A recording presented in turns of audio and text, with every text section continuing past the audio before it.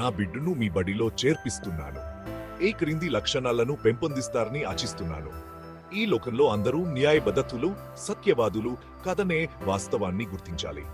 ప్రతి అయోగ్యుడిలోనూ కథానాయకుడు ఉంటాడని గుర్తించాలి. ఉచితంగా లభించే 100 రూపాయల కంటే శ్రమించి సంపాదించే 1 రూపాయి విలువైనది తెలపండి. ఓట్మిన్ తట్టుకోగలగడం, గెలుపుని ఆనందించగలగడం నేర్పండి.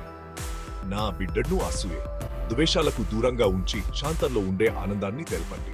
బలహీనులను వేధించి మోసగించే కంటే తాను ఓడిపోవడమే గుర్రమనే విషయాన్ని బడిలో చెప్పండి. అందరూ చెప్పేది వినాలని, కానీ ఆ మాటల్లోని వాస్తవ సారాన్ని మాత్రమే గ్రహించాలని నా బిడ్డకు నేర్పండి.